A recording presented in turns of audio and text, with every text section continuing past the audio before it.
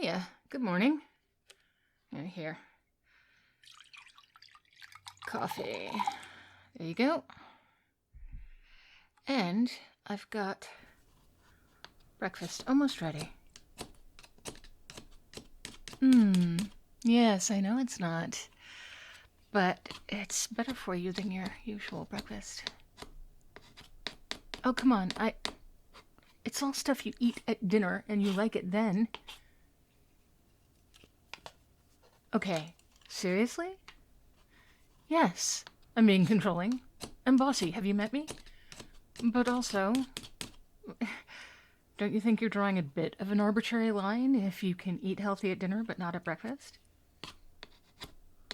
Thank you.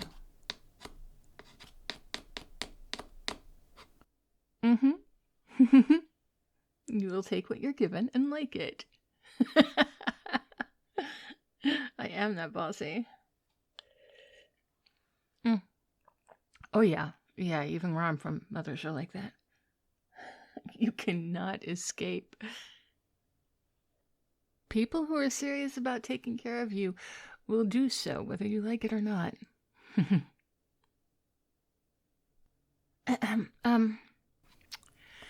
Speaking of which, I've been meaning to talk to you. With the trial coming up soon, I wanted to talk to you about what happens after the trial. Well, I was wondering what your plans were. Like, were you just, were just gonna go back to your regular life? Was that the deal? I mean, well, okay. See, here's the thing. I think that you will still need, or at least, I think that you could probably still use my services after the trial. Yeah, I know. You're right. What they really want is to stop you from speaking altogether. They don't want this getting out to the public. And once you have spoken in trial, in theory, the threat to you is gone because it will be out. But there will be appeals. There will be appeals, and while you will have already said what you have said, and it is the court of public opinion that they're really trying to avoid, because let's face it, they're just going to pay some fines and get out of this. It's the cost of doing business to them. What they really want is to keep you from speaking to begin with, and for your story to get out. But you know, there are going to be appeals, and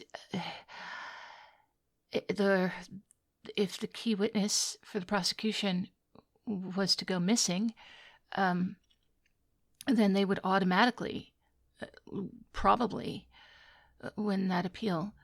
But also, you're gonna have notoriety. You're going to have a whole bunch of people who know who you are now and who are interested in you, and you know, it's a crazy world out there. There's nothing that you can do. You could do the most innocuous thing, but if you become famous for it, suddenly you've got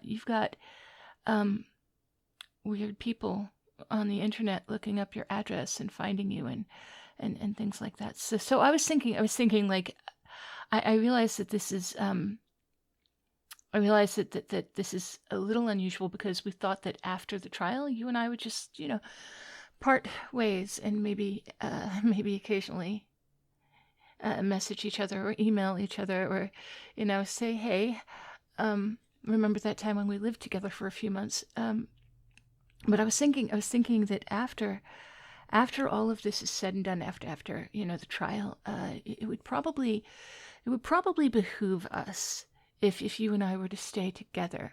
Not together, like, okay, we wouldn't have to pretend to be married. I'm not suggesting we spend the rest of our life pretending to be married. I'm not like, yeah, I'm not getting crazy with this or anything, but it would probably be best if we lived together for a while longer. I could keep an eye on you. I could keep an eye on you. for a while until things died down and people move on to the next subject, or we know whether or not you will be needed for an appeal. So I thought we couldn't stay here afterwards because that would be too obvious. But we could go somewhere. I have a cabin. I have a cabin in Vermont. It's up in the mountains, a little plot of land that you can only get to by a very kind of sketchy road. Frankly, in the winter you'll really need 4-wheel drive, and frankly in the spring and also sometimes in the summer. But you would be very safe there and far away from anyone. It's really inexpensive to live. So I know that I'm talking about both of us not working for a while. It would be just you and me together. I mean, not unlike we've been, because you and I have spent a lot of time together without anyone else, without going out and working, without being separate. We've been together almost 24/7 for the past few weeks, and it's been I don't know about you, but for me it's been very tolerable. And I don't find a lot of people around here that I find as tolerable as you've been. I mean, I'm saying it would be no discomfort to me. I would be fine with it if you wanted to stay with me. I would be good with it if you wanted to just hang out at my cabin with me. I'm very resourceful. I can hunt and fish, and I do have a lake, it's a pond, but it's stocked, and it's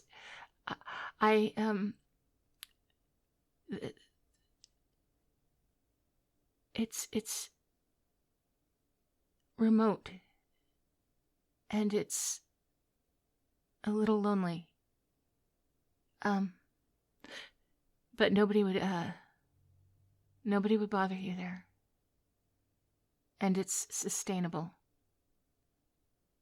I have more than enough money to stay there for the rest of my life if I wanted to without having to work. But I wouldn't mind having you there with me. I mean, okay, I'm not suggesting, I mean, I'm not suggesting that you would come stay forever. I'm I realized what I just said and how it sounded. I'm lonely and I could stay there forever. I just heard how that sounded, and I'm just saying,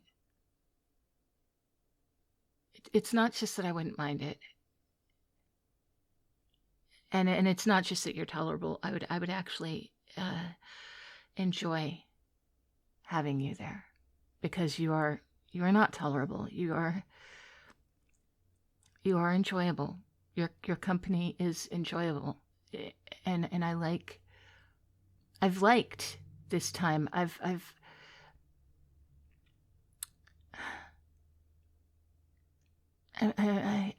been in this place as an outsider for so long, and I like what I do. Don't get me wrong. I feel what I do is important, and that makes me feel good. And I have had the adventure of seeing new worlds and new places and new ways of life, and but I don't entirely fit in here. And I know that. And that makes it a little lonely sometimes. So I'm at this place where I want to connect with people, but I can't find people that I want to connect with. And connecting with you has been easy and pleasant. And it occurs to me that I would like to spend more time with you, because you are very tolerable, and of course, it wouldn't be a bad idea for you to lie low for a while after the trial, and until interest blows over, or maybe even, I mean, an appeal would take a really long time, but if you wanted to, I wouldn't mind if you stayed that long. I would actually I think I would actually kind of like it. So, I mean, there's, you don't have to. If you've got someplace else to go, I would still recommend finding someplace to lie low. Because I do want you to be safe after all of this. We should at least keep you safe afterwards, right? It would be awful if we kept you safe all the way up until the trial, only to find that you've got some crazed fan now who just won't let you alone. I mean, other than me. You don't have to answer right away. You don't have to. I mean, you don't have to answer at all. You don't owe me anything, right? Like, I'm just here to do a job, and if this was not what you signed on for, of course, like, oh yeah, yeah, of course you could still keep in touch with your friends. It's not like you would have to go back to, nobody knowing where you are, but it would be good if you were someplace where, your name hadn't been on the lease for a few years, and you hadn't been using that phone number for years, and some way that it was a little bit harder for the public to get hold of your information. We've been scrubbing all of your information from the internet for the past few weeks, but it's not foolproof.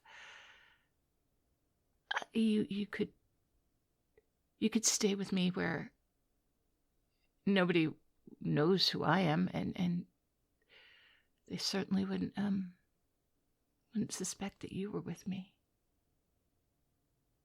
And you could still have your friends and speak to your family and keep close with the people who are important to you. But you would be doing it while you were living with me. Yeah, as roommates, I suppose. Oh, no, we wouldn't have to. No, we wouldn't have to keep pretending to be, spouses. We wouldn't have to keep pretending that we were married. We would, be normal and, not. Wait, what?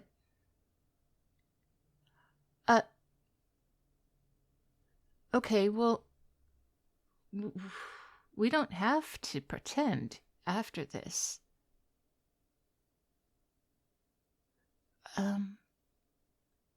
Okay, I'm gonna need you to say it to me slowly like I'm stupid, because right now I'm feeling a little, stupid. Are you saying that you want to stop pretending because you want it to be a real relationship?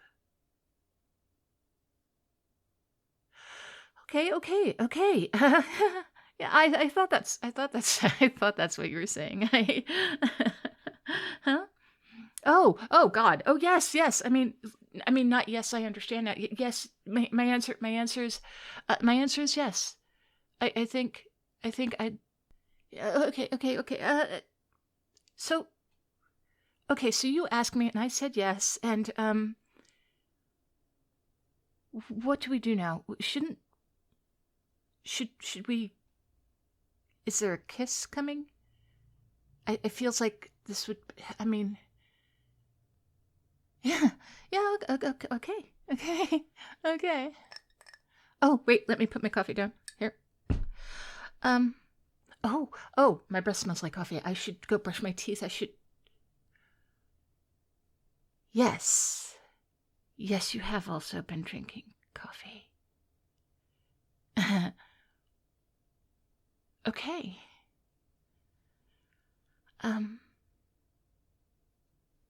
Okay. So here we go.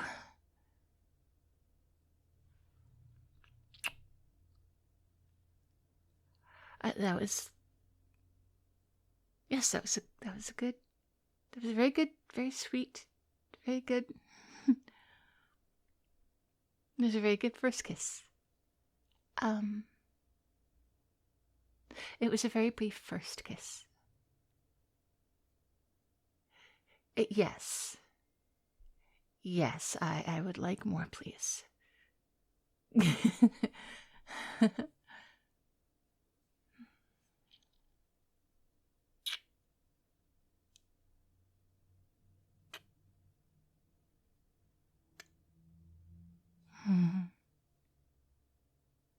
That was also good.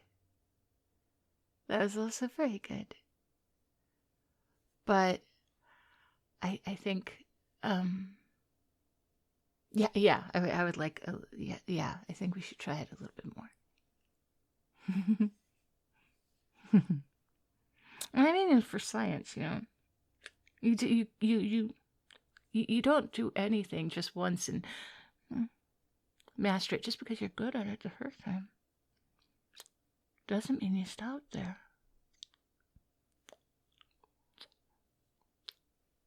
What kind of warrior would I have been if I just stopped because I was the first?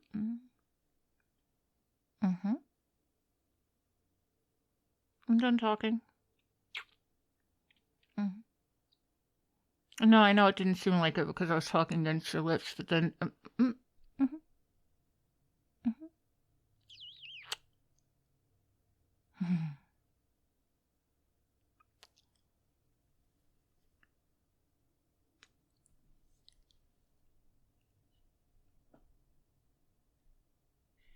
Hey there, cupcakes. Thank you all for listening. And yes, you were absolutely right. That is definitely going to be the character that goes slipping into a spicy audio on my Patreon this Sunday. Because how could it not after that? But I had fun with it. I always say I have fun with it, but because I always do. And I'm about to have more fun. I'm so excited. And I hope you will get excited along with me. On Saturday, 10 a.m. Pacific time, I'm going to do a live premiere of my new channel, Whispery History, that I will link in my description.